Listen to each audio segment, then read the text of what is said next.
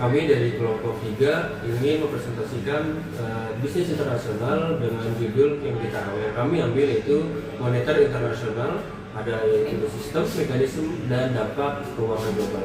Kelompok kami terdiri dari 4 orang, yaitu yang pertama saya, Bintang Pradana, yang kedua ada Fitri Dewi Tasari, yang ketiga ada Rizky Trifadila, dan yang keempat ada Sofi Rahmawati. Di sini agenda presentasi dari kelompok kami itu ada 6 poin yang akan disampaikan. Yang pertama ada pengertian dari moneter internasional, yang kedua sistem moneter internasional, yang ketiga nilai tukar dan mekanisme pasar valuta asing, yang keempat lembaga keuangan internasional, yang kelima dampak dan isu moneter global, dan yang keenam atau yang terakhir yaitu kesimpulan. Untuk slide selanjutnya akan dibacakan oleh Rizky Trifadila.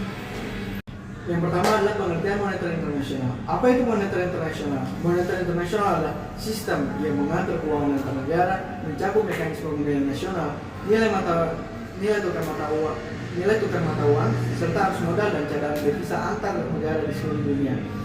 Ada 3 yaitu nilai tukar. Perbandingan nilai mata uang antar negara yang menentukan daya beli di pasar global. Yang kedua itu ada arus modal, perpindahan investasi dan dana antar negara yang mendorong pertumbuhan ekonomi. Dan yang terakhir adalah cadangan devisa, simpan mata uang yang asing oleh bank sentral sebagai buffer stabilitas ekonomi. Poin kedua adalah sistem moneter internasional.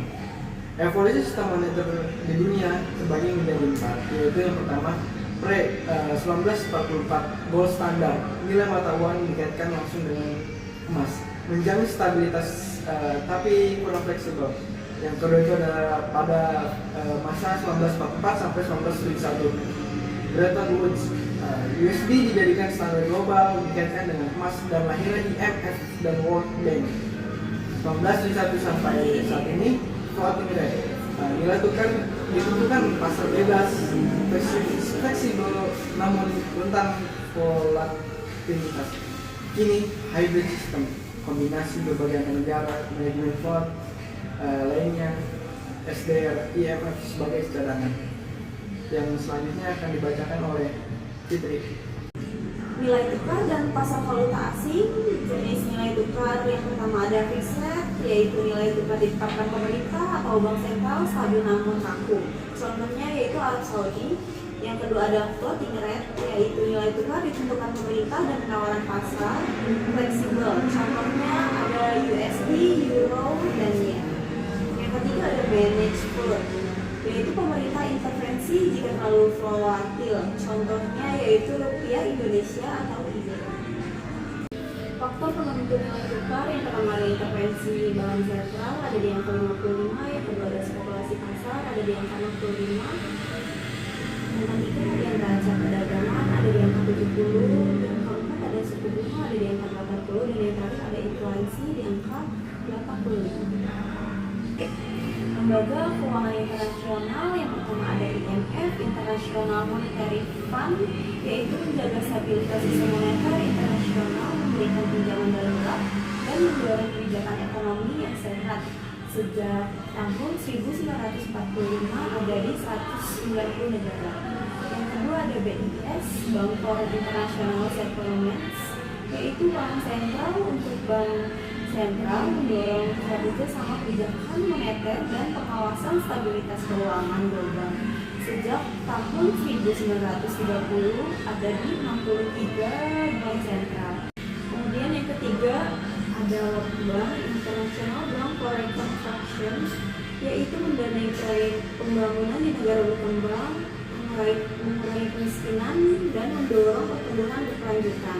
Sejak tahun 1944 ada di 189 negara. Kemudian yang terakhir ada ADB, Asian Development Bank, mendukung pertumbuhan ekonomi di Asia Pasifik melalui pinjaman hibah dan bantuan teknis untuk pembangunan. Sejak tahun 1966 ada di 68 negara. Selanjutnya ada dampak dari isu moneter global.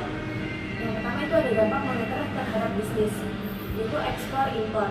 Depresiasi rupiah, yaitu ekspor lebih murah di luar negeri, impor lebih mahal. Selanjutnya ada biaya utang, kurs melemah, yaitu utang luar negeri berdenominasi USD makin berat. Selanjutnya ada investasi asing. volatilitas kurs dengan FDI, volatilitas tinggi menakutkan investor asing.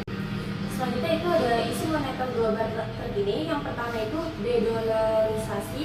Negara seperti Cina, Rusia, Brasil mulai mendorong perdagangan tanpa USD. BRICS kembangkan mata uang bersama. Yang kedua ada kripto dan CBDC, yaitu munculnya mata uang digital bank sentral mengubah landscape moneter global secara signifikan. Yang ketiga itu ada perang mata uang. Negara sengaja melemahkan kurs untuk meningkatkan daya asing ekspor, memicu ketegangan dagang global. Yang keempat ada inflasi global, yaitu pasca COVID, inflasi tinggi memaksa Bank Sentral AS, Eropa, dan Indonesia menaikkan suku bunga agresif. Selanjutnya ada poin kunci moneter internasional. Yang pertama, sistem moneter internasional mengatur arus keuangan global dan menentukan stabilitas ekonomi dunia. Yang kedua, nilai tukar uang adalah variabel kunci yang langsung mempengaruhi daya asing ekspor, biaya impor, dan investasi. Yang ketiga, lembaga seperti IMF, World Bank, dan BIS berperan vital menjaga keseimbangan keuangan global. Yang keempat, tren de-dollarisasi, CBDC, dan volatilitas pasca pandemi menjadi tantangan moneter masa depan.